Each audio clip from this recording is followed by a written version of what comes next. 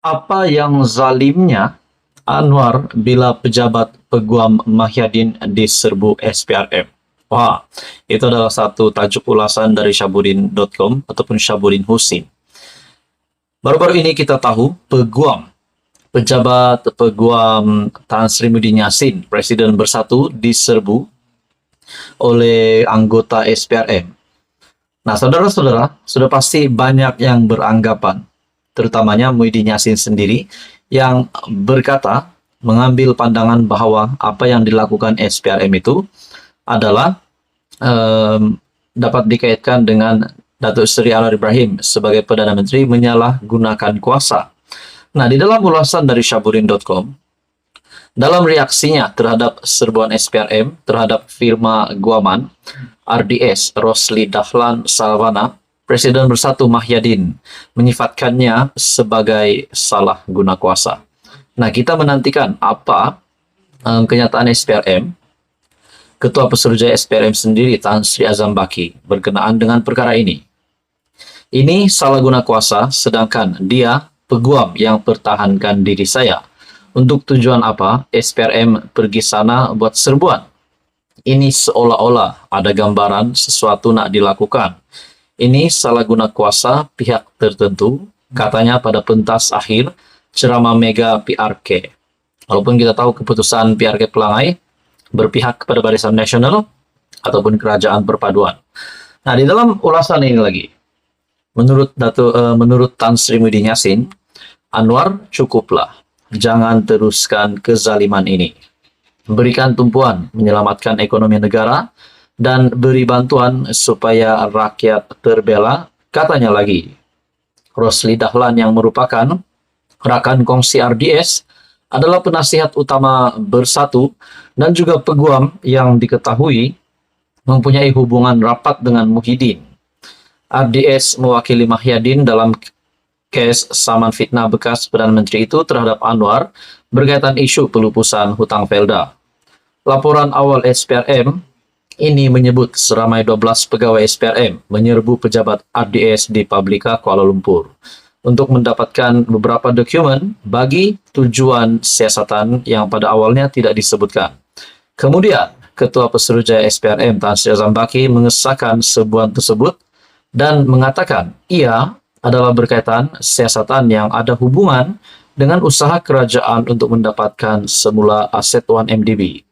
Tanpa menyebut nama, Azam berkata, peguam tersebut merupakan salah seorang daripada beberapa individu yang disiasat mengikut Akta SPRM 2009 dan Akta Pencegahan Pengubahan Wang Haram, Pencegahan Pembiayaan Keganasan dan Hasil daripada Haram 2001.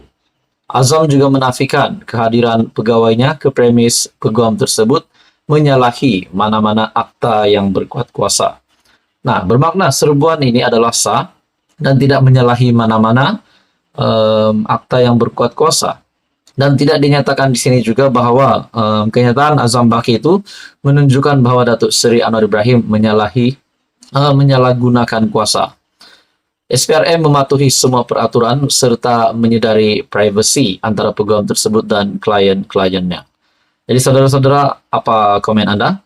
Menurut Syabudin lagi, bahkan menghalang siasatan dan membuat tuduhan yang bukan-bukan seperti dilakukan Mahyadin itulah sebenarnya suatu kezaliman. Apakah membantras rasuah suatu kerja zalim? Jadi di mana zalimnya Anwar dan SPRM dalam hal ini? Saudara-saudara, apa komen Anda? Teruskan bersama di dalam channel ini. Jangan lupa tekan butang like, share, dan juga subscribe.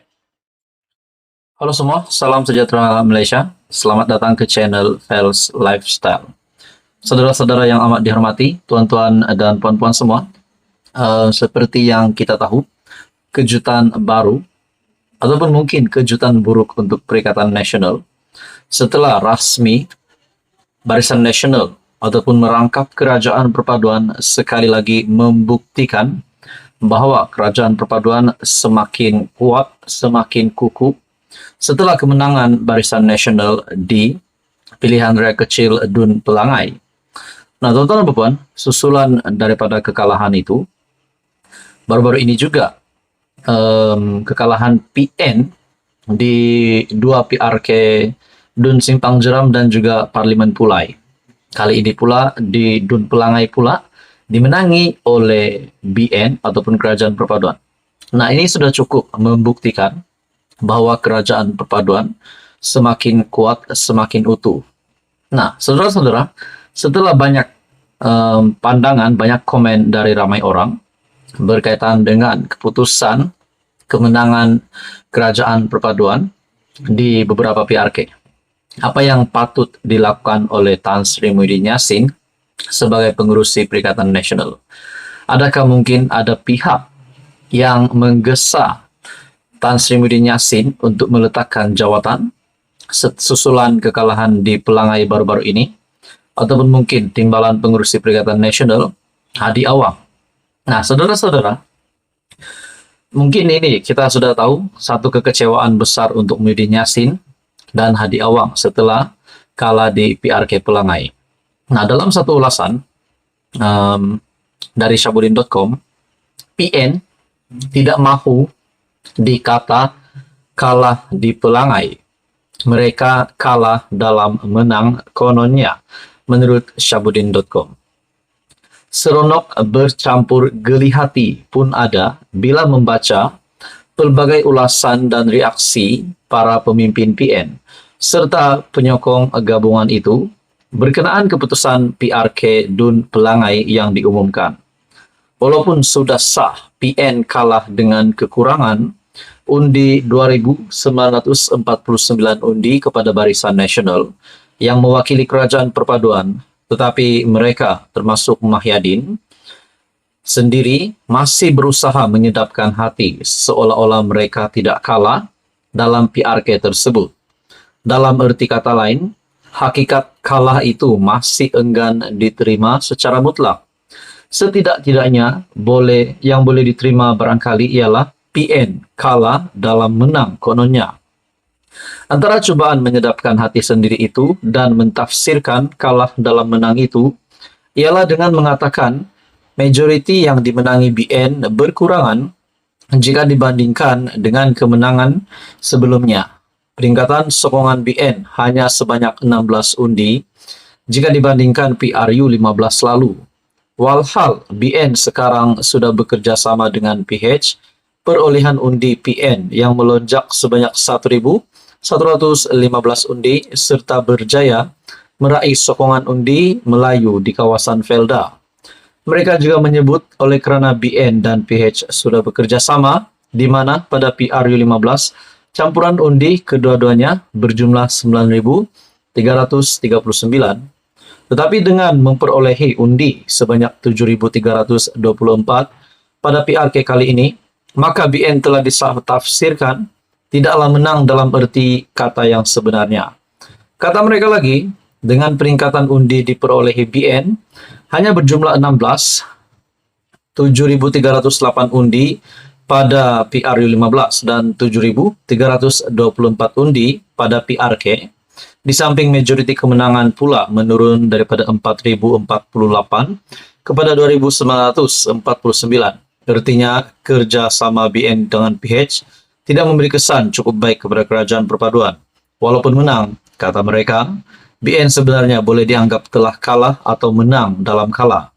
Seterusnya, dengan membandingkan peningkatan undi PN sebanyak 1.115, ada pemimpin mereka berhujah bahwa PHBN masih belum selamat nasibnya pada PRU 16. Kemudian mereka juga berhujah, kemenangan BN juga dicapai kerana banyak janji, bantuan, dan malah dikatakan Menteri Besar Pahang Wan Rosdi Wan Ismail setiap hari berkampung di Pelangai sejak hari penamaan calon. Sebab itulah BN menang. Kalau tidak, belum tentu juga, tambah mereka. Rasa-rasanya sehingga 2-3 minggu lagi pun kita masih boleh mendengar hujah-hujah kalah dalam menang daripada pemimpin dan penyokong PN ini apabila bercakap berkenaan PRK Pelangai. Susah benar nampaknya mereka hendak mengakui hakikat kalah. Bahkan jika siang malam mereka bercakap dengan hujah yang sama, keputusan PRK Pelangai tetap sama seperti yang telah diumumkan dan tidak mungkin boleh berubah. Jika tiada harapan untuk menukarnya, bukan saja di Pelangai, tetapi juga di kawasan pilihan raya lain, yang komposisi pengundinya hampir sama, senang cerita, kalah kali ini, dan PN bakal kalah lagi pada PRU16 nanti menurut Syahbudin Husin. Apa komen Anda? Teruskan bersama di dalam channel ini untuk info yang seterusnya. Mohon bantu channel ini dengan menekan butang like, share, dan juga subscribe.